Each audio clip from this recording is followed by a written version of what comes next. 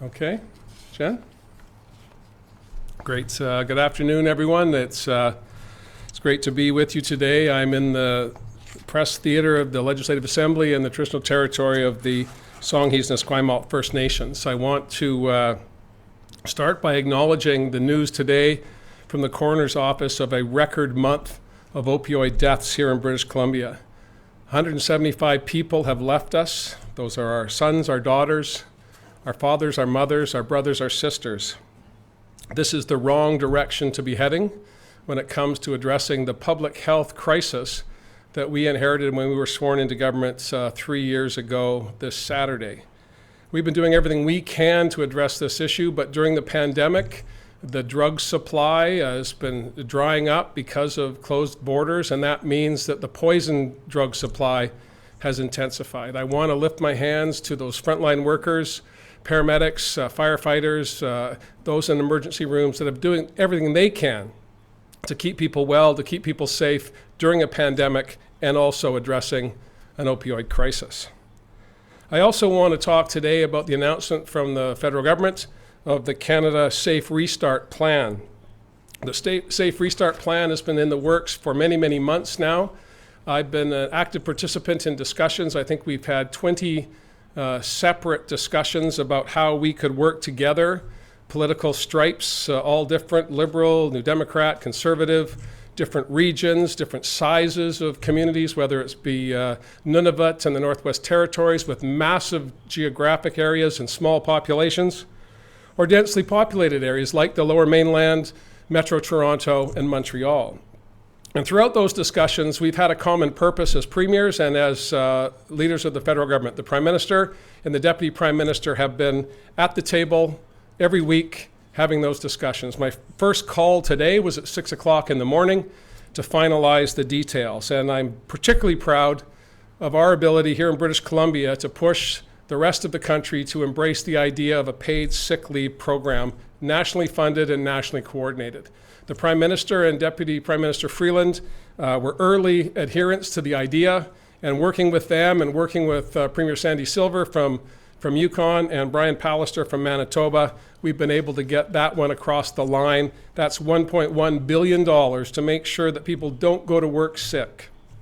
Dr. Henry made it pretty clear to me early on in the pandemic that the biggest challenge we had in the restart was making sure that people didn't go to work when they had potential symptoms that could lead to transmission to other workers or customers in the economy. So I'm very proud of that. I'm also proud that we've been able to work on issues around vulnerable populations. There's an increase in funding for mental health issues. There's an increase in funding for childcare. There's an increase in funding for vulnerable populations, people with disabilities, and more to come in that regard. This funding is critically important for people, and it's an opportunity for us to take the programs that we've already got in place here in British Columbia and enhance them with federal dollars. Another area of critical importance, of course, to our economy is public transit. We've seen a drastic decline in ridership, but over the past number of weeks, as we've moved from phase 2 to phase 3 of our restart, we've seen an increased use in transit. But the fare box has been hit hard. Revenues for BC Transit, revenues for TransLink have fallen off a cliff. And having the support of the federal government as 50-50 partners as we rebuild ridership and work with municipal partners is critically important. Similarly, municipal governments have seen a decline in their revenues, which means it's going to be a challenge to keep the recreation centers open, to take care of various other issues that municipal governments take care of right across BC. Again, a 50-50 cost-shared program with the federal government is the best way forward, and I'm very pleased that the federal government understands and recognizes that the best way for them to have a positive impact on people's lives is to partner with other orders of government, whether it be the provincial government or municipalities across British Columbia. We still have a lot of challenges ahead. Minister James released our financial updates. I'm very proud that BC is the first province to lay out clearly and transparently where we are at this point in the pandemic, and the number was staggering. Minister James will be doing everything she can to manage that as the year goes by. Certainly the resources that we receive today from the federal government for PPE, for other initiatives will amount to about $2.1, $2.2 billion. We're going to be able to drive that into meeting our costs and providing services for people in the days and weeks and months ahead. Lastly, I want to touch on two issues that I would have focused on more today had it not been for the coroner's report about the tragic deaths of British Columbians, and also the good news about the Canada Safe Restart Plan. And that is two significant issues that have taken place here in British Columbia that have gone relatively unnoticed. Firstly, you'll recall two horrific fire seasons in 2017 and 2018 that devastated our public forests and put us behind the eight ball when it comes to tree planting and silviculture and getting our forests back to a healthy place. As we go into the tree planting year in 2020, we're hit with a global pandemic. That created fear in communities about workers coming from across Canada and across British Columbia to small, rural, and remote communities to start that tree planting process. So we worked with the public health officers, we worked with communities, we worked with contractors who provide the services and put the workers in place to plant trees. And as we come to just about the end of the tree planting season, we have almost planted 300 million trees in British Columbia without one case of COVID-19, without any negative impacts in communities right across the province, but particularly in the interior. The second issue I want to highlight is how we've managed our food supply and how we've worked with the agricultural sector and temporary foreign workers who have been historically the backbone of our agricultural worker community during previous summers and previous growing seasons. This year, of course, temporary foreign workers are at a premium because of COVID-19.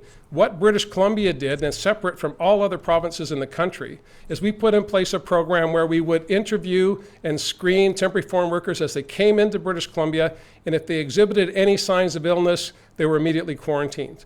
In doing so, we prevented 28 infected individuals from going to farms and communities around British Columbia and spreading that infection.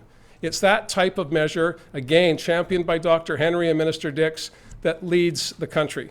British Columbia has led the way in so many areas, and I know after we've come to the conclusion on the Safe Restart with Canada, we'll continue to lead the country.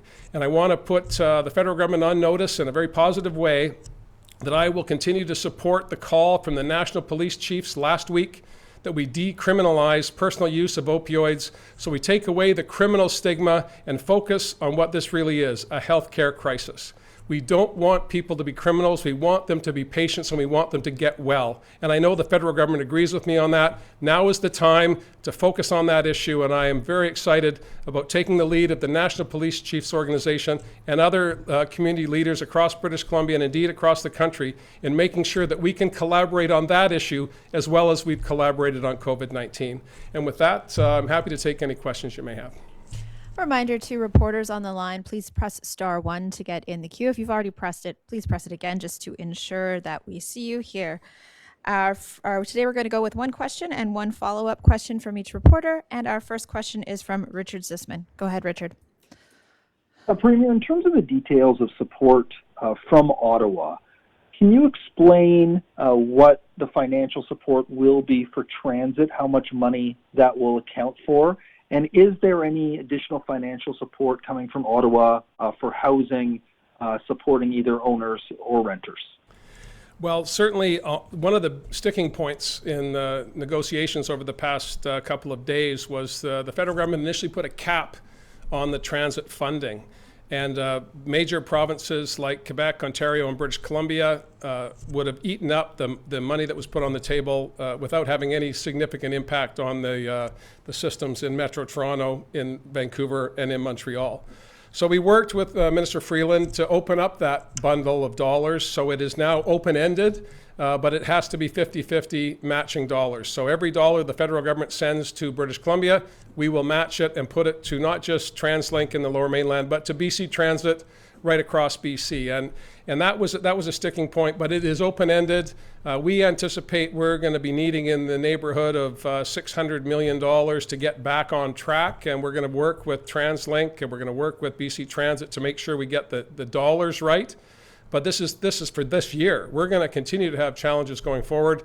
The federal government understands that. But again, we've responded, all of us, whether it be the steps that we took here in British Columbia going back to March and throughout the past number of months. When we've worked with the federal government, we've been pretty transparent, pretty open. This is the problem. This is what we need to do to fix it. And we've had a receptive partner, and that's why we're where we are today. more specifically about? Supports for people. The federal government is working on announcements with respect to the wage subsidy issue. I think that might be out. I stand corrected if I'm doing the jump on the federal government. I apologize for that, but that's been one of the key issues as we've talked to businesses over the past number of weeks. The wage subsidy program has been critical to keeping key workers in place as we start to build confidence in the economy. So we're going to continue to press the federal government to keep these programs going as long as they possibly can so that we can get to a place where we can stand on our own 2 feet. When I say that I mean all British Columbians.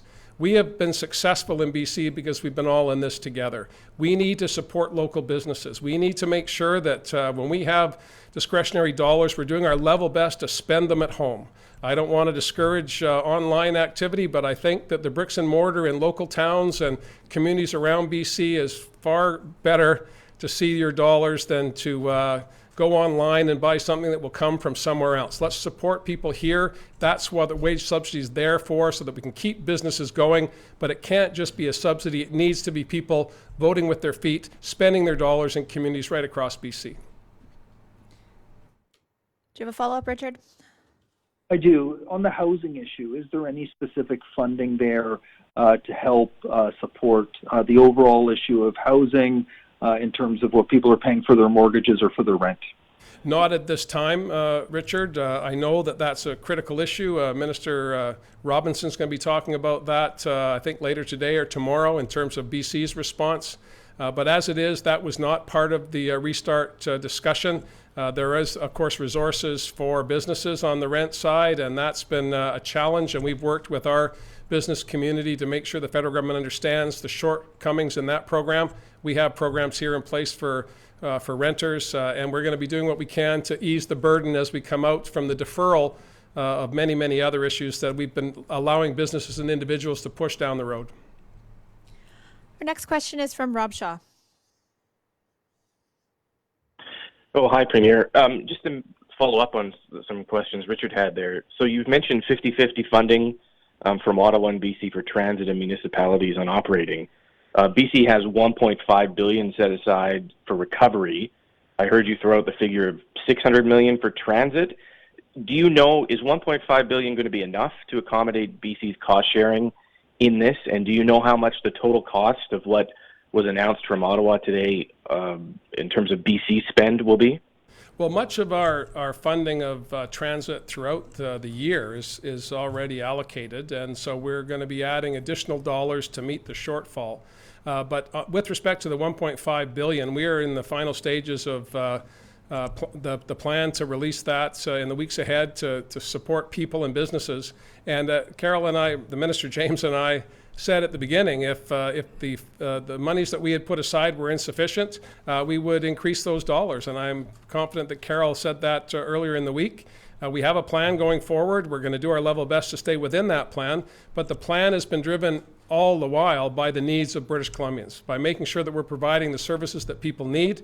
And those services are in greater demand now than ever before. So we're going to keep trying to keep the dollars in check, but we are also focused on making sure people can bounce back and that be full participants in the economy. So some of the dollars that we're getting from the federal government for childcare, for example, critically important. The vast majority of childcares are up and running in British Columbia. That's good news. We're the only province in the country, in fact, in the continent, that has real-time data about how a safe restart of our K-12 system will work, because we've got a month worth of information during the voluntary return to school that we had in June.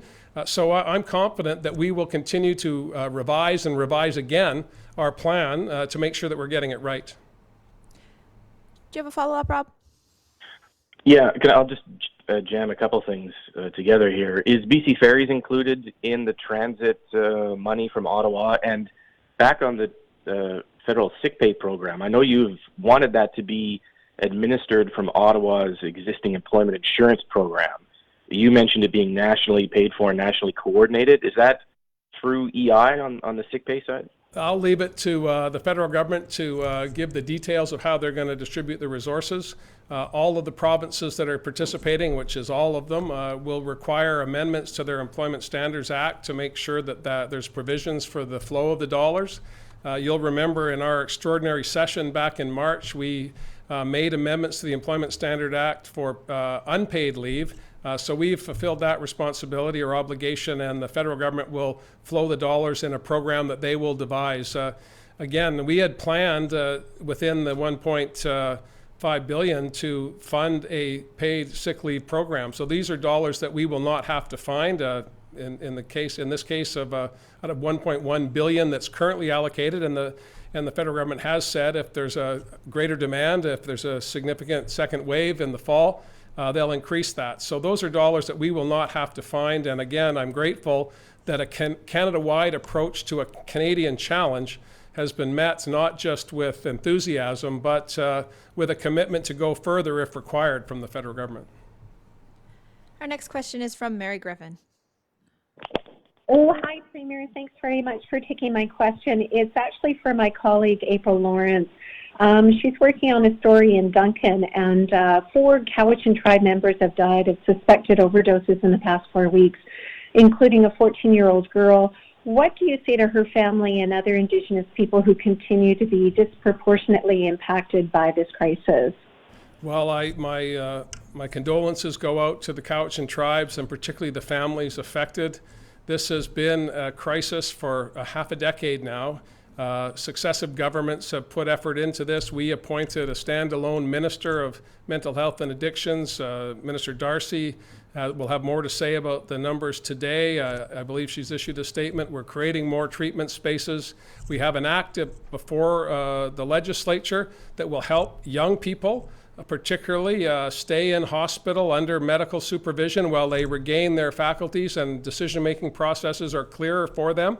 That's yet to pass the legislature, but we're doing everything we can to give parents some confidence that the Crown, the state, will do what we can to help their children when they run afoul of illicit drugs, currently illicit drugs. But this is a health issue, abundantly clear to me, and I think to the vast majority of British Columbians, and we need to tackle it as such. And that's going to require, again, national leadership, and I'm confident that the federal government will join with me once we move through this restart period and start to focus on the suggestions that are many throughout the community, not just the national police chiefs, but service providers for many, many months now have been talking about what we need to do to address this issue, and we're committed to doing everything we can.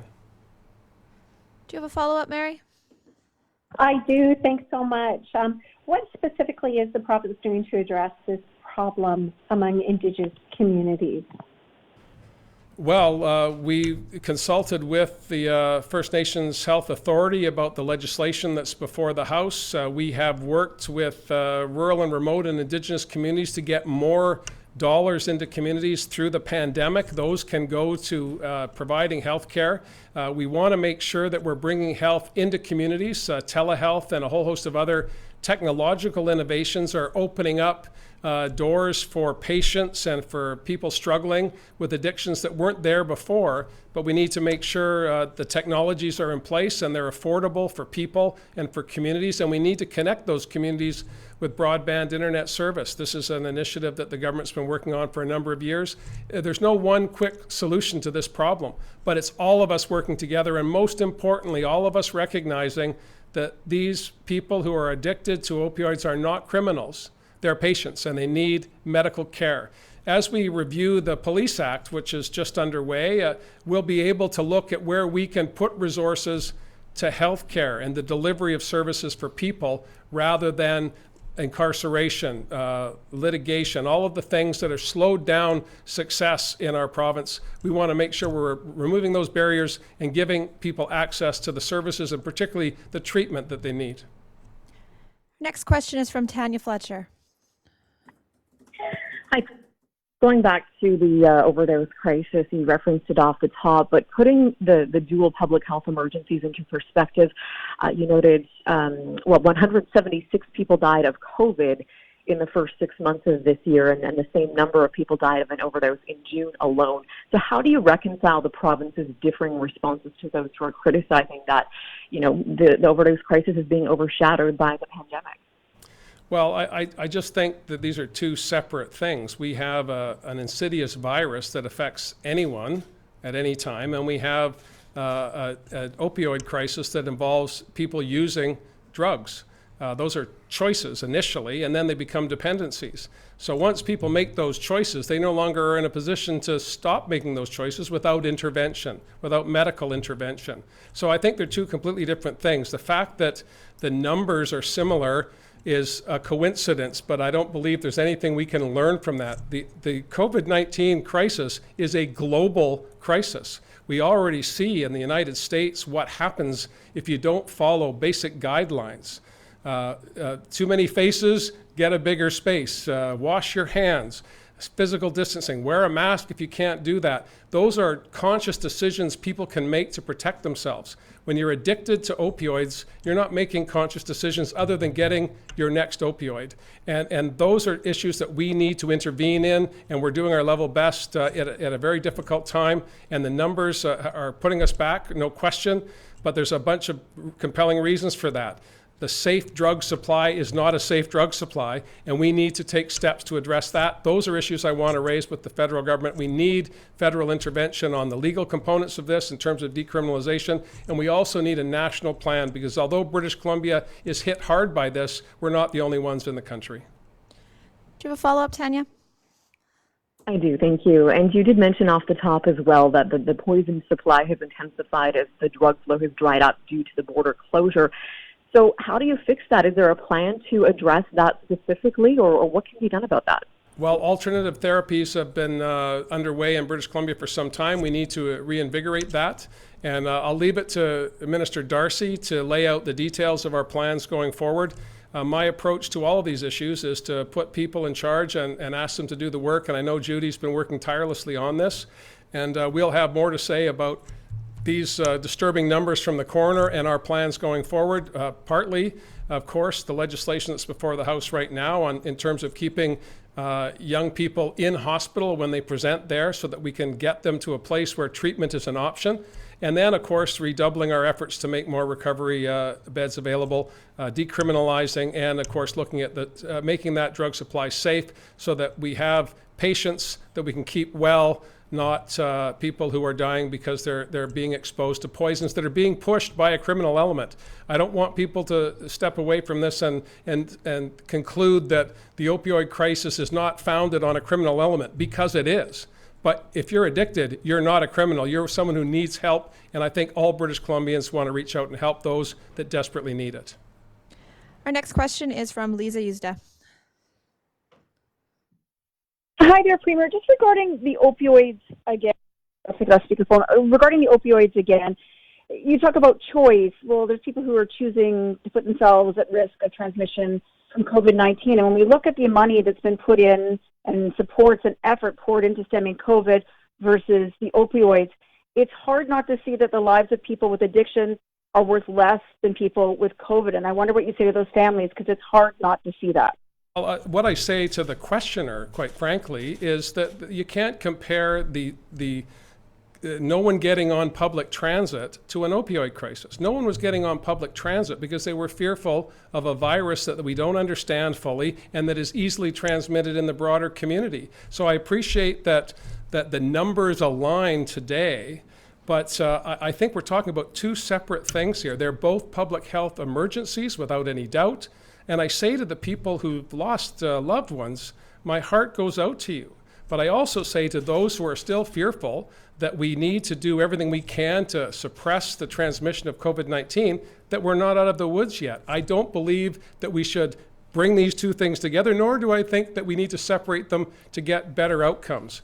We are working as hard as we can. Minister Dix, Dr. Henry, also very attuned to the opioid crisis. In fact, my first meeting with Bonnie when she was first hired was about safe drug supply. So we've been working on this, trying to bring these numbers down. We've seen a spike in the past couple of months. It's very disturbing, particularly for those families affected. But I want British Columbians to know we are not abandoning them on this question. We're going to redouble our efforts to bring more resources, to bring more actions across the country, working with the federal government so that we can wrestle this to the ground, just the way we have all collectively wrestled COVID-19 to the ground. And Lisa, do you have a follow-up? I do. Regarding schools, Premier, I know we're going to hear from the minister, I think now in a few weeks. but parents are feeling the anxiety now, not knowing how they're going to make it work with jobs and childcare in a pandemic come September.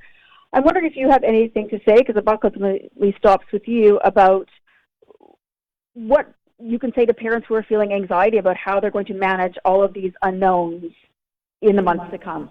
Well, I certainly sympathize with families that are trying to figure out how they're going to proceed through the summer, how they're going to address September. But I have seen back to school flyers, so certainly the marketplace is acting as if all is normal. I know that Minister Fleming, I was just briefed yesterday on the plan to announce where we're going to be in September or later in July. We're consulting with British Columbians all the while. We're consulting with parents, and of course the group that's come together of teachers, support workers, administrators, parents, to make sure that we have the best possible circumstances to enter into September. And I say to parents, be patient, have confidence that unlike every other jurisdiction in North America, we had a plan in June, it worked effectively, and we're going to build upon that to make sure we're ready for a full restart in September. If events change, we see an uptick in cases, and Dr. Henry is monitoring all of that very closely, as is Minister Dix. If we see an uptick in cases, we'll amend on the fly. That's what I think the public expects from us, but they also expect that we're going to deliver education for our kids. We're going to be as safe as we possibly can. That's our objective today, and that will be our objective through the summer. Our next question is from Amy Smart. Hi, Premier. I'm wondering, is there anything that you wanted to see in the federal funding but didn't? Well, there's no shortage of things to ask for, but what I'm proud of is that as a group, and I said up off the top, this is a diverse group of people, 13 distinct jurisdictions, 3 territories, 10 provinces, as well as the national government, and we all came to the table with a basket full of problems, and we all decided that we would work collectively on those problems, focusing all the while on delivering for people. And I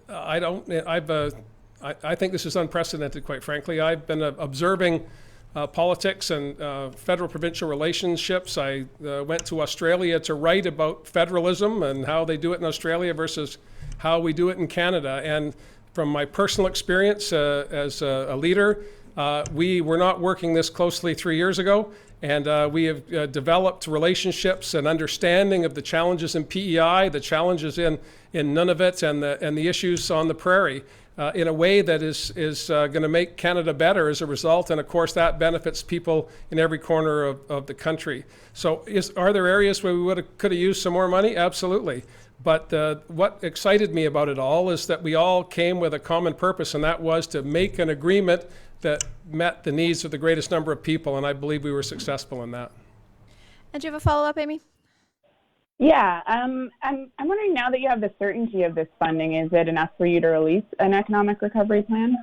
Well, our economic recovery plan has been underway since the announcement of the pandemic in March. We put in place resources for businesses. We deferred taxes in a whole host of areas. We put in place funding for workers. We went $700 million worth of property taxes for businesses. We've been building on it from the beginning. We are going to take these resources and put them towards those elements that we need to kickstart, like transit, like making sure municipalities have the resources they need so they can provide the services that are so important to people in towns and communities around British Columbia. The plan has been evolving from the beginning, and it's fairly clear that we're focusing on people. We're focusing on making sure that businesses have the confidence that they need to keep going. That means having the public health officer as well as WorkSafe BC giving a seal of approval to the plans that need to be in place for a safe restart. And that then will stimulate more economic activity. The public has to feel comfortable, though.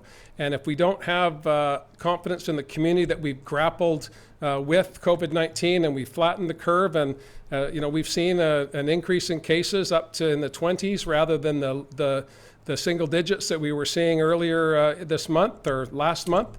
So we're mindful of all of that, and Dr. Henry was pretty clear that we're going to see an increase in cases as we see an increase in activity. But we need to make sure people are comfortable that they can go out into the world, participate in the economy, and that's how the restart will be successful. Our next question is from Tom Fletcher. Hi, Premier. On the estimated $5 billion in deferred sales taxes and other taxes you just referred to coming from BC business, is a tax holiday for some of that still off the table, or does this additional federal assistance make it a consideration? Well, it has been and will continue to be a consideration, Tom. Minister James and I and a host of other ministers and MLAs have been reaching out to sectors, having broad consultations for months now, and we're building with every piece of new information, with every pocket or envelope of new dollars, to reinvigorate particular programs or give relief where it's needed so that we can see a benefit broadly across the economy. So we're not closing any doors at this point, and we're early days of phase 3. We're looking at other initiatives to keep things going. The hospitality sector is looking good. The film industry is looking good. Tourism is still a challenge. We need to see more people out and about, but we also need to be mindful that when you do go out and about, you have to be mindful and respectful of where you're at, and keep in mind that wherever you are, COVID-19 is a possibility. So keep a physical distance, wear a mask if you can't do that.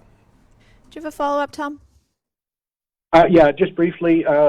We're looking at a deficit estimate at this point of $12.5 billion. I can understand the concern about not making that any bigger by giving or waiving some of these tax payments that are in the hands of the surviving businesses. I just want clarity on the deferral versus the waiver. Well, we'll have more to say about that as the summer unfolds, Tom. I don't have any answers for you today. Minister James just announced earlier in the week the state of play in an open and transparent way, the only province to lay that out for citizens. And we're going to keep working to make sure that people are as whole as they can be on the business side, that workers are able to get back to their employment, and also to make sure we're putting in place programs for the fall to train and retrain workers so that we can get some of the new opportunities that flow from COVID underway and in place. We need to make sure that we're innovating and adapting as an economy. We have tremendous strengths here in British Columbia. We want to take advantage of all of that. We only have time for one more, and that's going to be from Binder Sajan. Hi, Premier. Just wanted to ask if during your conversations with the premiers of the federal government, if the issue around flights has come up. I know Dr. Bonnie Henry expressed some concern, and again, we are hearing COVID-related alerts from flights, and just wondering, where do you think we go forward from here? Well, we certainly, when we gather as premiers, we talk about the border, absolutely. We talk about Air Canada and WestJet, two Canadian air companies that are critical to our economy, critical to keeping British Columbia and Canada as an opportunity for international travel when that returns as an option for us here in BC and in Canada. So the success of Air Canada and WestJet is critically important, as well as regional carriers here in BC, whether it be Harbour Air or Pacific Coastal or any other air carrier. We are always mindful, of course, that it's safe to do so, and Dr. Henry is the lead on that, and she's been pretty clear, and I will stand with her on that. What I do know is that we need to make sure that everyone understands that if you're going to be getting into a plane, if you're going to be getting on to transit, it's a good idea to wear a mask. It's a good idea to be respectful of the people around you and keep as much distance as possible. How the airlines configure themselves to do business and to have travelers that are comfortable is pretty much up to them. But we want to make sure that they understand from a public health perspective, these are the parameters that they should operate under, and Dr. Henry's been clear on that. And do you have a follow-up, Binder? I do. There's a new report out, and we've heard also the finance minister talking about this, about how women are particularly hard hit by this pandemic because of their caregiving responsibilities.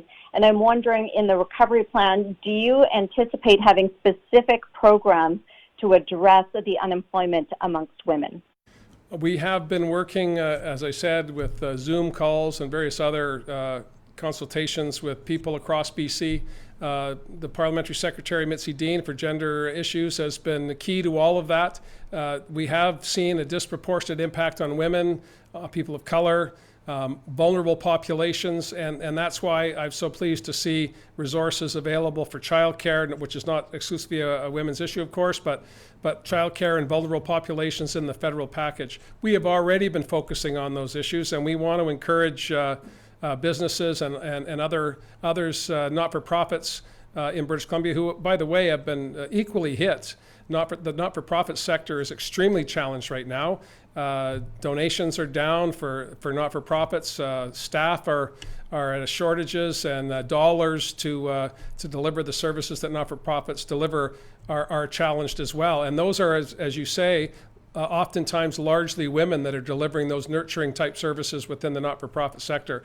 So we're conscious of it, and we're working on a plan to make sure that we see a broad recovery that includes everybody in every part of the province and every sector. Thank you, everyone. That's all the time we have.